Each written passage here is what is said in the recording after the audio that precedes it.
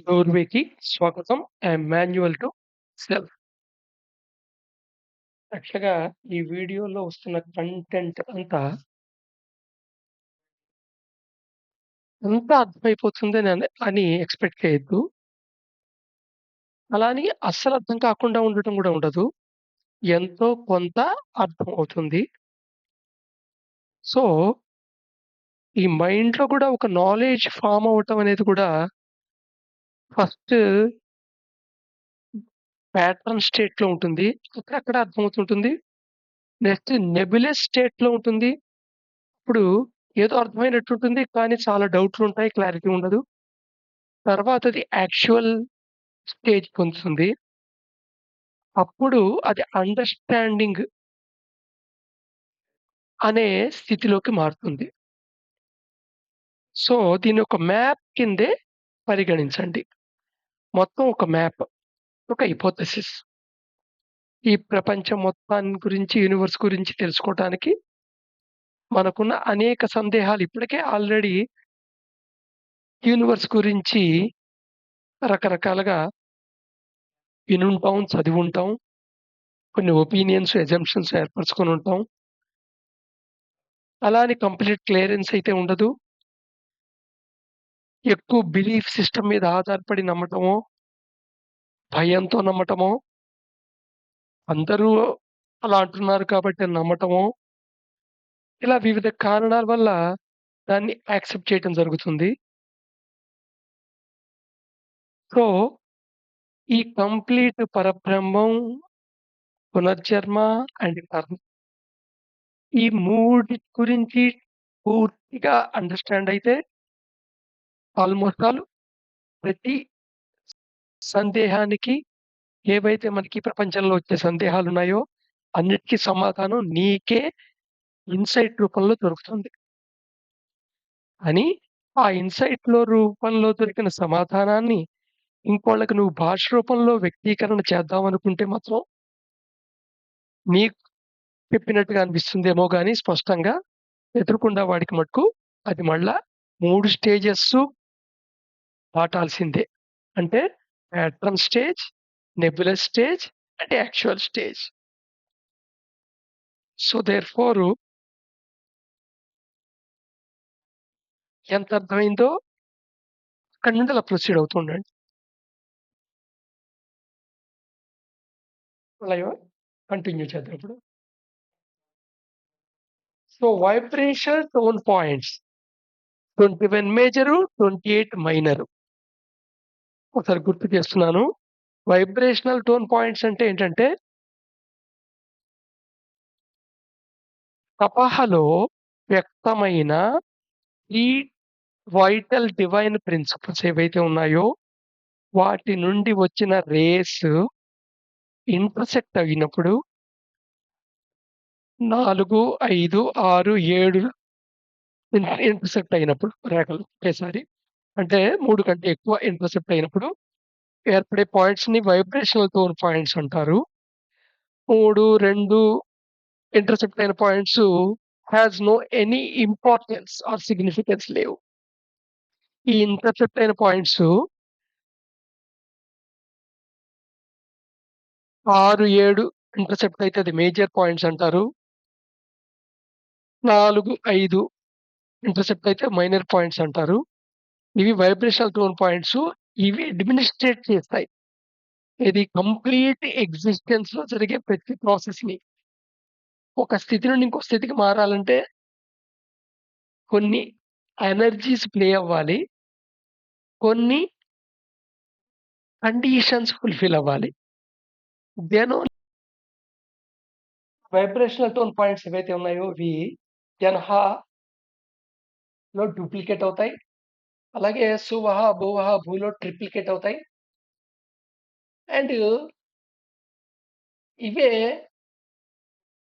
Creation of different kingdoms, మినరల్లు, plants, animals వీటంతకి కారణభూతం అవుతాయి. అయితే ఈ ప్రాసెస్‌లో అంతా సుబహలో ఏమో బ్లూ ప్రింట్ ఫార్మ్‌లో ఉంటుంది. దాన్ని మనం ప్యాటర్న్ అంటాం. భువహలో నెబ్యులస్ ఫార్మ్‌లో ఉంటుంది. అంటే కొంచెం ఏదో స్పష్టంగా అర్థమవుతుంటుంది. కానీ క్లారిటీ ఉండదు. 2లో మటుకు in the form you see and observe. నువ్వు చూడగలిగేట్టుగా, నువ్వు అబ్జర్వ్ చేయగలిగే ఫార్మ్‌లో 'వాలో' ఉంటుంది. ఇలా ఎగ్జిస్టెన్స్ మానిఫెస్టేషన్ అవుతుందన్నమాట. Existence is considered as play between Purusha and Prakriti. సామాన్యంగా మనకి స్క్రిప్చర్స్‌లో ఈ పదం వినపడుతూ ఉంటుంది. ఏమిటయ్యా అంటే ఈ ప్రపంచం ఏదైతే ఉందో ఎగ్జిస్టెన్స్ అది ఒక లీల. ఎవరెవరి మధ్య లీల అంటే పురుషుడికి, ప్రకృతికి మధ్య లీల. ఇక్కడ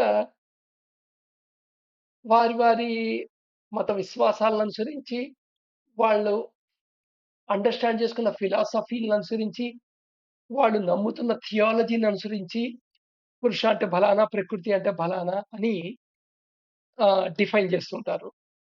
సో, ఇక్కడ హోల్‌సమ్‌గా డిఫైన్ చేయడానికి ప్రయత్నం చేద్దాం.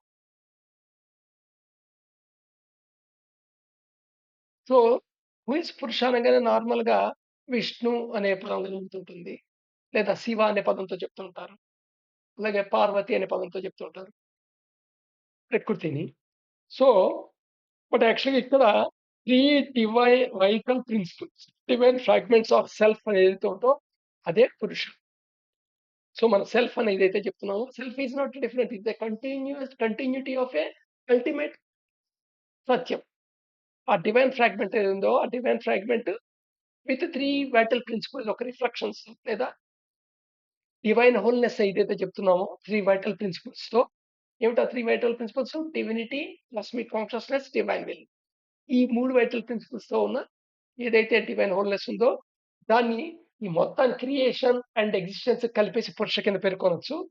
లేదా ఓన్లీ ఎగ్జిస్టెన్స్ పరంగానే నువ్వు పురుషని డిఫైన్ చేయదలుచుకుంటే ఆ self with reflected vital principles the divine fragment ఏదంటున్నామో దాన్ననొచ్చు. ఇక్కడ ప్లే అని ఎందుకు చెప్తున్నామంటే పురుష, ప్రకృతి మధ్య ప్లే అని చెప్తున్నాం. ఎందుకంటే విల్లింగ్‌గా సెల్ఫ్ ఈ డివైన్ ఫ్రాగ్మెంట్స్ ఏవైతే ఉన్నాయో సెల్ఫ్ అని రిఫర్ చేస్తున్నామో ఏవైతే ఉన్నాయో అవి విల్లింగ్‌గా అవి ఎగ్జిస్టెన్స్‌లోకొచ్చాయి. అవి ఎక్స్‌పీరియన్స్ అవుతాయి. After completion of all experience and playing as per the rules of existence and they will go back. So, అందుకని play not happen in creation. క్రియేషన్‌లో ప్లే జరగదు. Where oneness and no multiplicity. ఎందుకంటే అక్కడ oneness అంతా ఒకటే. And no multiplicity లేదక్కడ. వేరు వేరుగా అనిపిస్తుంటాయి. మన భాషలో చెప్తున్నప్పుడు సత్యం, తపహ వేరు, డివినిటీ వేరు, కాస్మిక్ కాన్షియస్ వేరు, డివైన్ ప్రిన్సిపల్ వేరు, వాటి నుండి వచ్చిన పరమాది వేరు, వాటి నుండి ఏర్పడిన జనహ వేరు, జనాలో ఏర్పడుతున్న ఈ సెల్ఫ్ వేరు. ఇలా అవన్నీ మన పదాల వాటిల్లో వేరుగా అనిపిస్తున్నాయి. బట్ ఇవన్నీ కంటిన్యూటీ అన్నీ ఒకదాని యొక్క మేనిఫెస్టేషన్సే. నెక్స్ట్ ఇవి వీటిలో వన్నెస్ ఉండటం వల్ల అక్కడ ఓమ్ని ప్రెజెంట్‌గా ఉంటాయి. సెపరేటెడ్‌నెస్ ఉండదు. Everything predictable. అన్‌సర్టెయినిటీ అనే మాటకి తావే లేదు. All are equal. Omni present. So, అందుకని డ్యూయలిజం లేదు. డ్యూయాలిటీ మీకు కనబడుతుందేమో గాని ఎక్స్‌ప్లనేషన్‌లో కానీ డ్యూయలిజం లేదు.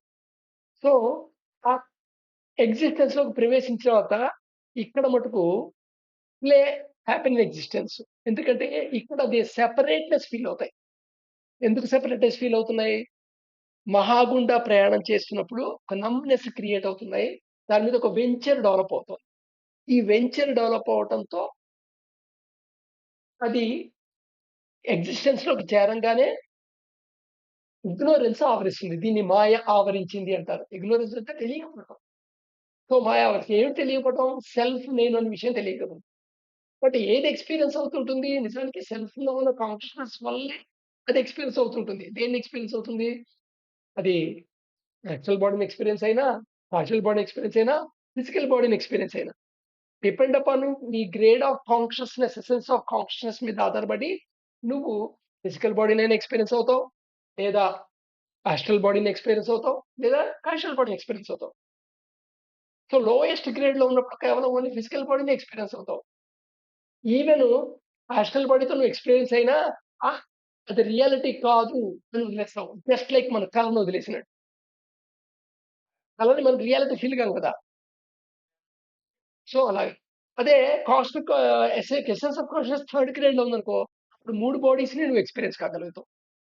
So, play happens in existence where there is separateness. ఈ సెపరేట్‌నెస్ ఉండటం వల్లే ప్లే జరుగుతూ ఉంటుంది.